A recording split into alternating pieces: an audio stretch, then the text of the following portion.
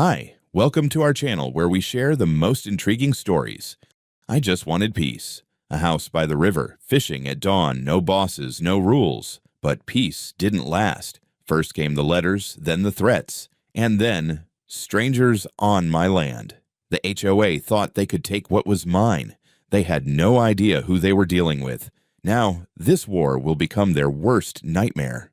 I never wanted trouble. After years of service in the military, all I wanted was a quiet life, away from the noise, the rules, and the constant power struggles. I found that peace on a secluded piece of land along the river, nestled just outside the borders of an upscale housing development. It wasn't much, just a small house, a sturdy dock, and a fishing boat, but it was mine. Every plank, every nail, every inch of that land belonged to me, and I intended to enjoy it in solitude. The mornings were my favorite. The river would be still, mist rolling off its surface like a ghostly veil, the air crisp with the scent of pine and fresh water. I'd sit on my dock, coffee in one hand, fishing rod in the other, watching the sun creep over the treetops. Here, I didn't have to answer to anyone. No commanders barking orders, no bureaucrats breathing down my neck. Just me, the river, and the occasional bald eagle swooping down for its own breakfast. That peace, however, was short-lived. It started subtly at first. Letters in my mailbox, stamped with an official-looking HOA seal.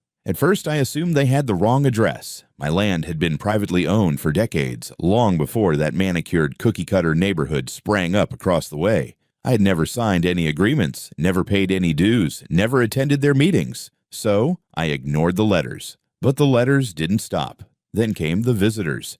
HOA members dressed like real estate agents appeared at my front door with fake smiles and condescending tones. They weren't asking, they were demanding that I comply with the aesthetic standards of the community, as if my land had somehow been absorbed into their plastic suburbia, demanding that I limit my outdoor activities to preserve the neighborhood's tranquility. And the most laughable demand? That I cease all fishing operations immediately, as it was allegedly detrimental to the local ecosystem. I laughed in their faces, told them in no uncertain terms that they had no authority here. That's when their smiles faded. That's when the letters became threats. The next thing I knew, my property was suddenly under scrutiny. Unmarked cars began idling near my land, taking photos. I found warning notices pinned to my fence, citing bogus zoning violations. I even caught some of their people walking my perimeter, clipboards in hand, as if they were appraising something they already considered theirs. But I wasn't a man who backed down. The way I saw it, these HOA types were just another breed of bureaucrats, petty tyrants who thrived on control, who couldn't stand the idea that someone wasn't bending to their will. They thought they could scare me, intimidate me, break me down with paperwork and legal jargon. They had no idea who they were dealing with. I should have seen what was coming, because when bullies don't get their way, they escalate. And the HOA wasn't just going to settle for letters and warnings. They were about to make this personal. The first time I saw them on my land, I thought maybe they were lost. 3 of them, 2 men and a woman, stood near my dock, their polished shoes sinking slightly into the damp earth. The woman stood in the center, blonde bob perfectly in place, arms folded across an expensive beige blazer. She exuded the kind of arrogance you could smell from a mile away. The 2 men flanked her like obedient attack dogs, one with a clipboard, the other with a camera slung around his neck. I walked toward them, fishing rod still in hand, the morning sun casting long shadows across the riverbank. "Can I help you?" I asked, though I already knew the answer. The woman, Karen of course, gave me a tight-lipped smile, the kind that barely concealed the contempt behind it. "Good morning, Mr. Rivera," she said, voice dripping with artificial politeness. "I'm Karen Holmes, president of the Riverbend Homeowners Association. These are my colleagues, Mr. Dunbar and Mr. Ellis. We're here to discuss some concerns regarding your property." I arched an eyebrow. "Concerns?" Karen gestured toward my dock, then my boat. "We've received multiple complaints from residents about disruptions coming from your lot, noise, unsightly structures, and, most concerning, unauthorized fishing activities." I let out a sharp laugh. "Unauthorized? This is my land, my dock, my boat, and I'll fish whenever I damn well please." Dunbar, the clipboard guy, cleared his throat. "Technically, Mr. Rivera, this land is adjacent to Riverbend Estates, and as such, It should comply with the neighborhood's environmental and aesthetic guidelines. Should, I repeated, narrowing my eyes. It doesn't, because it's not part of your damn HOA. Karen's fake smile never wavered. We believe there's been a misunderstanding. This area has been designated for community preservation. Your fishing activities, along with the modifications you've made to the shoreline, are problematic. We're willing to work with you to bring everything up to standard. She spoke as if she was doing me a favor, as if I should be grateful. I stepped forward, closing the distance between us. Let me make something clear, Karen. My property isn't part of your little kingdom. I don't pay your fees. I don't follow your rules, and I sure as hell don't answer to you. Mr. Ellis, the camera guy, finally spoke. We're not here to start trouble, he said, though the way his fingers twitched over his camera suggested otherwise. We're just here to document the violations. I looked between the three of them. Violations. Dunbar lifted his clipboard. Failure to adhere to HOA landscaping standards, unauthorized shoreline modifications, potential safety hazards regarding the dock's structure, and, of course, excessive and unregulated fishing. I barked out a laugh. Unregulated fishing? You people really think you own the damn river, don't you? Karen's smile finally faltered. This is a warning, Mr. Rivera, she said, voice losing its forced pleasantry. We'd hate for this to escalate. I took another step forward, my grip tightening around the handle of my fishing rod. Escalate how exactly? Dunbar shifted uncomfortably. Ellis's hand twitched near his camera again. Karen, however, didn't back down. Let's just say that we have ways of handling non-compliance, she said. You might want to consider working with us. It would be easier for everyone involved. A threat. That's what this was. A thinly veiled corporate-speak HOA-wrapped threat. I smiled. Karen, I said slowly, enjoying the way her name tasted like venom on my tongue. You and your boys are trespassing. If you don't leave right now, I'll be forced to assume you're here to cause trouble. And I don't take kindly to troublemakers on my land. Karen's nostrils flared, but she didn't move. Neither did her goons. So I took another step forward, this time raising my fishing rod slightly, just enough to make it clear that I was done playing their little games. Leave. For a moment, nobody moved. Then Karen let out a sharp breath through her nose and motioned to her lackeys. This isn't over, she said, turning on her heel. I watched them march back to their expensive SUV, Dunbar furiously scribbling notes while Ellis snapped a few more pictures. The tires kicked up dust as they sped away, but I knew this wasn't the last I'd see of them. No, this was just the beginning. The real fight was coming, and they had no idea what kind of war they were about to start. At first, I thought maybe I was being paranoid, a simple mistake, a coincidence. But as the days passed, it became obvious. This wasn't paranoia, this was war. The first sign was my dock. I woke up one morning, coffee in hand, ready to cast my line into the river when I noticed something was off. One of the wooden planks was loose, nearly pried from its place. Not weathered or worn down, tampered with. Someone had been out there in the night, trying to make it look like an accident waiting to happen, a step in the wrong place, and I could have fallen straight into the water. Then, a few days later, my boat was untied. Not drifting, not nudged by the current, completely unmoored. The knots I tied every damn day weren't loose. Someone had undone them. If I hadn't noticed in time, the boat would have been carried downriver, maybe even lost for good. I installed cameras that very night, but that wasn't enough for them. The next morning, I found broken glass scattered along the riverbank, right where I usually wade into the water. Not a bottle accidentally left behind, shards deliberately placed, hidden beneath the mud. If I had walked barefoot, I would have torn up my feet. I checked the footage from my cameras. A shadowy figure, tall, broad-shouldered, creeping along my fence line in the dead of night. The quality wasn't great, but I recognized the build, one of Karen's lackeys. That night, I stayed awake, armed, watching, waiting, and when I finally heard the rustling near my dock around 2 a.m., I didn't hesitate. I stepped outside, my flashlight slicing through the darkness. Two figures froze in the beam of light. HOA patrol, their hands hovered near my dock, caught in the act. Looks like I found some trespassers, I said, voice low, dangerous. They bolted, but I wasn't about to let them off that easy. I knew they'd run straight back to Karen, and I was right. Less than 24 hours after I caught her goons sneaking around my dock, I woke up to something much worse, police sirens outside my house. I stepped onto my porch, shirtless, coffee in hand, as 3 squad cars pulled into my driveway. The sight of half a dozen officers climbing out, hands hovering near their belts, should have made my stomach sink. But I'd been through worse. I leaned against the railing, waiting for the circus act to begin. Then I saw her, Karen, standing beside one of the officers, arms crossed, face twisted into the kind of self-satisfied smirk you only see on people who think they've already won. "Mr. Rivera?" one of the cops called out, stepping forward. "We need to have a word." I sighed, setting my coffee down on the porch railing.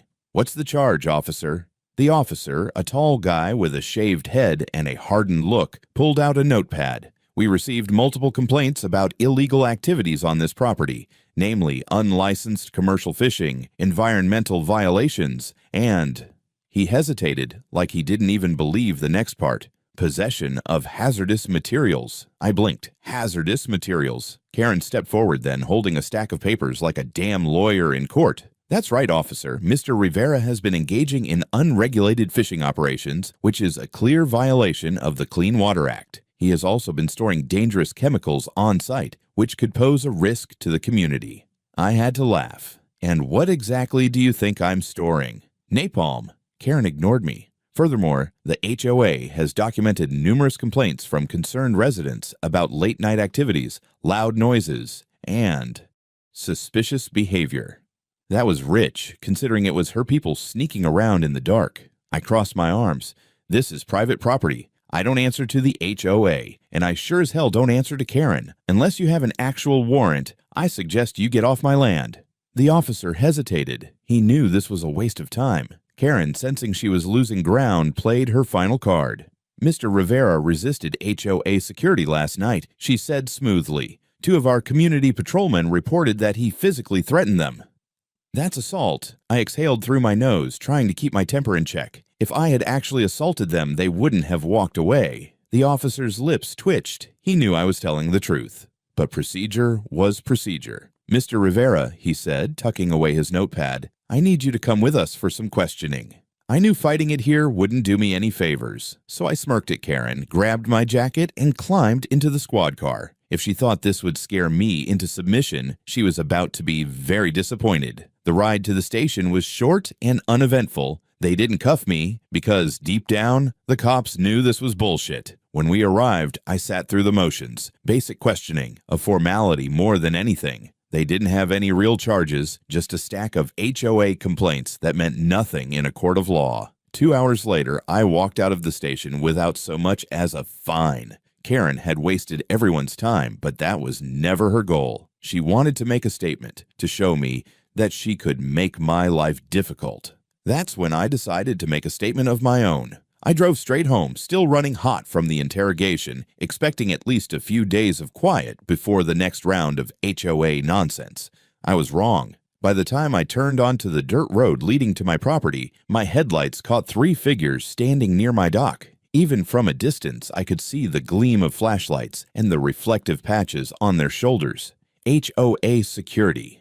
These weren't just Karen's little clipboard-carrying lapdogs. This was their so-called community patrol, the ones she sent when she wanted to scare someone. Big mistake. I killed the engine and stepped out of the truck, the crunch of gravel under my boots breaking the night's silence. The moment the 3 men spotted me, they tensed up. One of them, a thick-necked bastard with a buzz cut, stepped forward like he was about to give me orders. "Evening, Mr. Rivera," he said, voice dripping with smug authority. "We're conducting a property compliance inspection." I scoffed. "You're trespassing." The second man, a wiry guy with shifty eyes, smirked. "HOA regulations state that we have the right to conduct safety inspections on all neighborhood-adjacent properties." I took a slow step forward, fists clenching at my sides. "This isn't an HOA property." Buzzcut kept his ground. "Maybe not officially, but let's not be difficult. We've had multiple complaints about this dock being a hazard. Might have to file an official report, have it condemned." "Which would mean you'd have to remove it." Shifty eyes finished for him. Now I understood. This wasn't about intimidation anymore. They weren't just taking pictures, leaving notes, or making empty threats. They were here to tear my dock down. The third guy, a silent, hulking figure standing behind them, had a crowbar in his hand. That was all the confirmation I needed. My blood went hot. "You touch that dock," I said slowly, dangerously, "and you'll regret it." Buzzcut let out a condescending chuckle. "Look, man, no need to get aggressive. We're just doing our job. You're already on thin ice after that stunt last night." I took another step forward. "Last warning, get off my land." Shifty Eyes reached for something at his belt. Maybe a radio, maybe something else. I didn't wait to find out.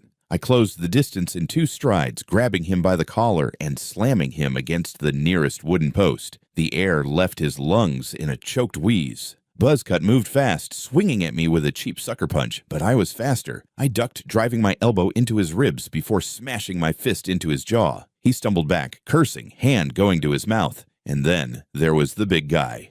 Crowbar in hand, he came at me like a freight train. I dodged left at the last second, but he still clipped my shoulder, sending a jolt of pain down my arm. The guy was strong, stronger than the other two, but strength means nothing if you don't know how to use it. I let him take another wild swing, watching his balance shift. Then I moved in, grabbing his wrist, twisting hard until the crowbar clattered to the ground. Before he could react, I drove my knee into his stomach, knocking the air out of him. He collapsed to his knees, wheezing. Shifty Eyes was still coughing against the post. Buzzcut was spitting blood onto the dirt, and the big guy was down for the count. I stepped back, breathing hard, flexing my sore shoulder. "Get up," I growled. "Get the hell out of here before I decide to call the real cops." Buzzcut wiped his mouth, glaring at me. "You're making a mistake, man." I picked up the crowbar he had dropped and tossed it into the river. "The only mistake I made," I said, "was letting you walk away." They got the message. One by one, they staggered back toward their vehicle. Buzzcut hesitated at the door, locking eyes with me one last time.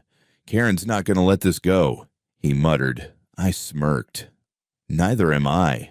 The SUV's tires spun in the dirt as they peeled out of my driveway. I watched them go, heart still pounding in my chest. This was no longer just an HOA dispute. This was war, and I was done playing defense. I expected retaliation. Karen wasn't the type to lick her wounds and walk away.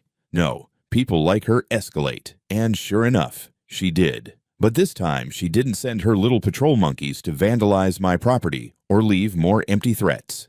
This time, she tried to steal my land. It started with a letter, an official-looking document, thick with legal jargon, delivered straight to my mailbox. Notice of property reevaluation. I skimmed it. HOA boundary adjustments, jurisdictional expansion, terms like annexation and revised districting stood out like flashing neon signs. And at the bottom, in that smug, looping signature, Karen Holmes, HOA president. I clenched my jaw. I'd seen plenty of dirty tactics in my life, but this was next level. She was trying to rewrite the property lines, trying to legally absorb my land into HOA jurisdiction. If this scam went through, they'd have the right to fine me, regulate me, and eventually force me out.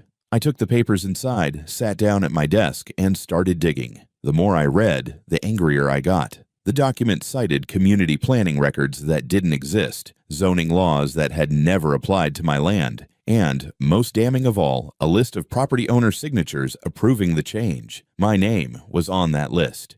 Forged. That was the final straw. Karen thought she could play this like a quiet legal battle. She thought she could drown me in paperwork and push me off my own damn land. She was about to regret underestimating me.